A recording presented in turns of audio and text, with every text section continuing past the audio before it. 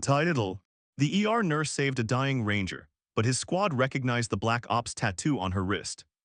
The rain hit the ambulance bay doors of Mercy Point Trauma Center at 11:47 at night, and nobody inside that building knew a Chinook was already 11 minutes out. Nobody except the small woman restocking gauze in Bay 4, the one everyone called Danvers because nobody bothered to learn her first name was Mara. She stood 5'4" in scrubs 2 sizes too big, dark hair pulled back so tight it looked painful, and long sleeves in July that nobody questioned because nobody looked at her long enough to wonder why. On her left wrist, just above the glove line, a thin black line of ink peeked out before she tugged the sleeve back down. Nobody in that hospital had ever asked what it meant. In 11 minutes, a squad of Army Rangers would walk through those doors, and every single one of them would recognize it on sight.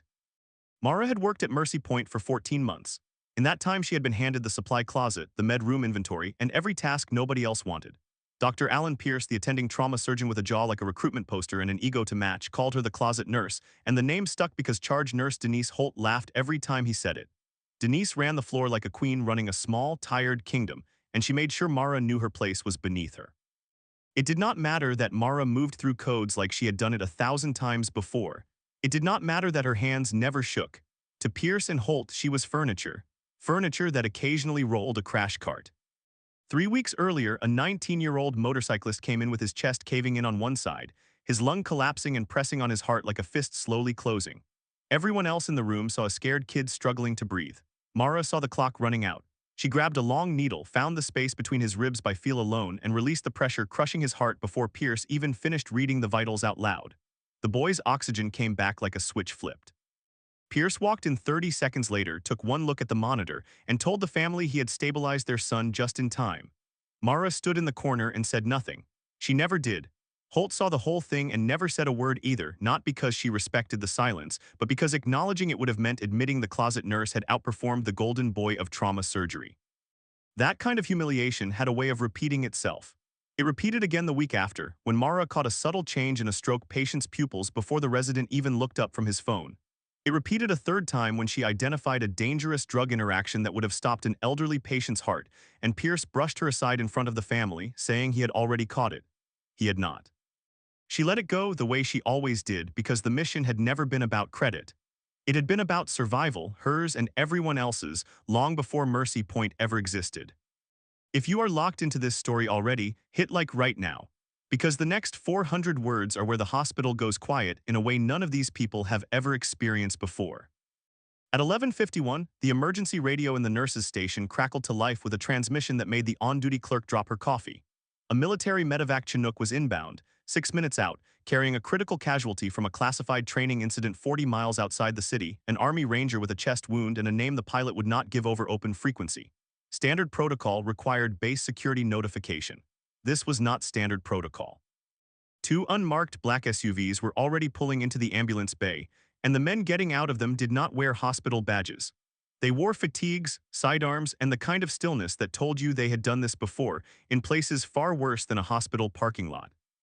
Pierce demanded someone explain why a military helicopter was landing on his helipad without prior clearance. Holt demanded the same thing, louder, because volume was the only authority she had ever really possessed. Neither of them noticed the shift in the room's temperature, the way the air itself seemed to draw tight and alert, like a held breath. Neither of them noticed that Mara had already stopped what she was doing, had already turned toward the sound of distant rotor blades cutting through rain, and had already gone somewhere in her mind that none of them could follow her to.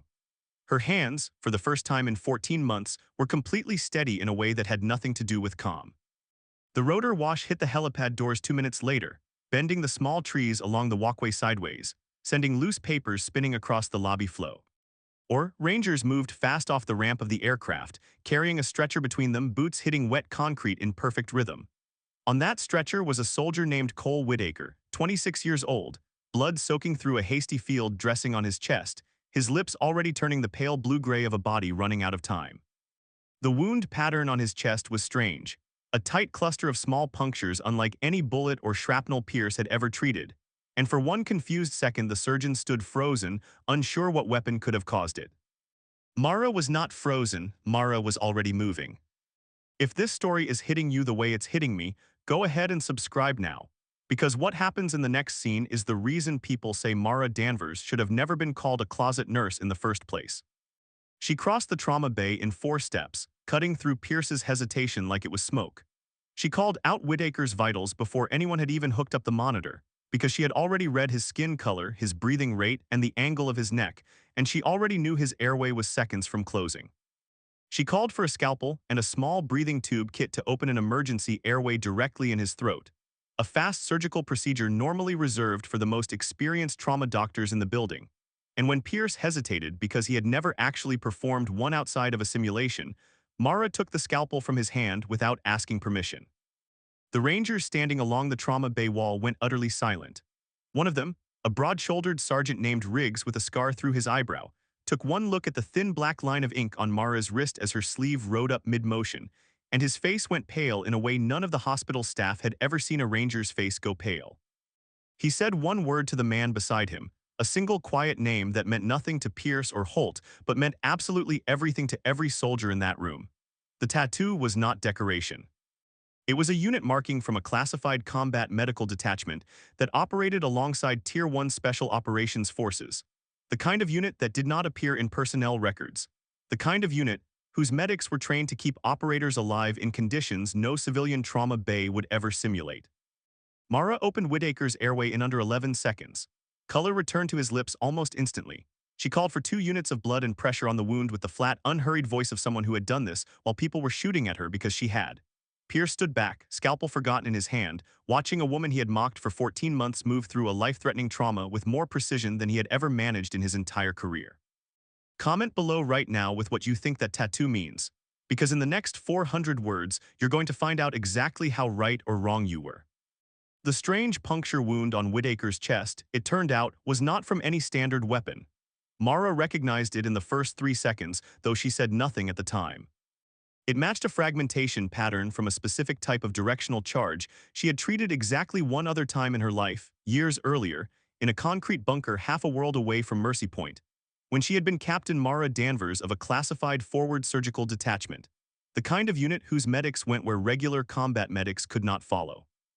She had kept a single dog tag from that deployment in the pocket of her scrubs every single day since, not for sentiment, but because forgetting felt more dangerous than remembering.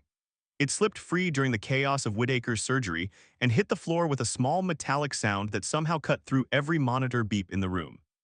Sergeant Riggs bent down, picked it up, read the engraving, and looked up at her with the expression of a man realizing the story he had heard in training about a legendary trauma medic named Danvers was not a legend at all. Whitaker stabilized fully within 20 minutes. His blood pressure climbed back into a survivable range, his color returned, and his eyes opened just long enough to focus on the small woman standing over him, steady hands still working, sleeve pushed up now, tattoo fully visible. He said nothing because he did not need to. His squad already understood everything. Stay with me, because the next part of this story is the moment every single person who ever underestimated Mara Danvers has to watch happen in real time. Pierce finally found his voice and asked quietly who she really was. Holt stood frozen by the supply cart she had once ordered Mara to restock 100 times without a single thank you. The hospital administrator, a man named Frank Osei, who had spent the last year quietly worried about liability and public image rather than staff LL Being arrived just in time to see 6 armed rangers stand at attention as Mara finished securing Whitaker's dressing. Riggs stepped forward first. He did not salute the way movies make you imagine, sharp and dramatic. He simply straightened his spine, met her eyes, and said that Captain Danvers had trained half the medics who trained him, and that if it were not for the techniques she had personally developed in the field, most of the men behind him would not be standing here at all. The room did not erupt into applause. It did not need to. It simply went quiet in a different way than before, a quiet built from awe instead of dismissal. Pierce, the man who had built an entire hospital reputation on confidence and charisma, stood in the wreckage of his own arrogance and said nothing at all because there was nothing left to say. Holt, who had spent 14 months treating a decorated combat surgeon like an errand runner, looked at the floor and did not meet anyone's eyes for a long time. Mara did not gloat. She did not correct anyone publicly, did not demand an apology, did not use the moment to settle a single score. She simply finished charting Whitaker's vitals, the way she always had, because the job had never been about being seen. It had only ever been about making sure the person in front of her lived. If you have ever worked next to someone who quietly carried more skill and more history than anyone around them ever gave them credit for, comment their story below. because I promise you are not the only one who has. Later that night, after Whitaker had been stabilized for transport to a specialized military hospital, Riggs found Mara alone in the break room, staring at a lukewarm cup of coffee she had no intention of drinking. He asked her quietly why she had let people treat her the way they had for over a year when one sentence from her could have ended it instantly. She told him the truth. She said that after everything she had seen overseas, after everything she had lost and everyone she had not been able to save, being underestimated in a clean, safe hospital hallway had felt almost like a gift. Nobody was shooting at her. Nobody needed her to be a soldier. She had wanted for once in her life to simply be a nurse, even if that meant being an invisible one. Riggs did not argue with her logic because he understood it better than anyone in that building ever could. Pierce approached her the next morning before her shift ended. He did not perform a grand apology. He simply admitted, in a low voice, that he had been wrong about her, and that he was ashamed of how easily he had dismissed a colleague simply because she never fought to be noticed. Holt never said much of anything, but the tone in her voice changed permanently after that night, quieter, more careful, the way people speak after they realize they have been standing next to something far bigger than themselves without ever noticing. The most dangerous person in any room is almost always the quietest one in it, the one who has already survived worse than anything happening in front of them now, the one who chose humility instead of recognition, not out of weakness, but out of a discipline most people will never understand. Mara never asked to be seen. She only asked to help. And somewhere in that difference lies the entire truth about the people we walk past every single day without ever really looking at them.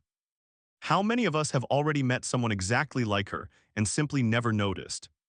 Mara Danvers spent 14 months being invisible in a place that desperately needed exactly what she had to offer, and it took one impossible night, one wounded ranger, and one small tattoo on her wrist to finally reveal the truth everyone around her had been too distracted to see. If stories like this move you, the way quiet competence finally gets its moment, hit like right now so more people can find this. Subscribe if you want more hidden hero stories like this one delivered every single week, because there are so many more people like Mara walking around completely unnoticed.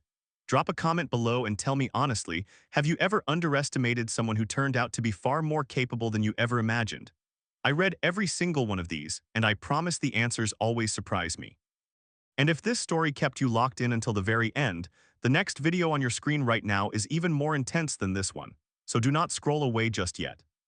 If you liked watching arrogance meet its match tonight, smash that like button before you go, because it genuinely helps stories like Mara's reach the people who need to hear them most. Do not forget to subscribe if you want another quiet hero exposed next week, because this channel exists entirely for moments exactly like the one you just watched. What do you think was going through Pierce's mind the second he realized who he had been mocking for over a year?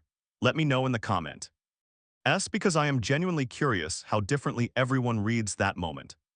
Somewhere out there right now, another elite Tier 1 asset is inbound to a hospital that has no idea what is about to walk through its doors.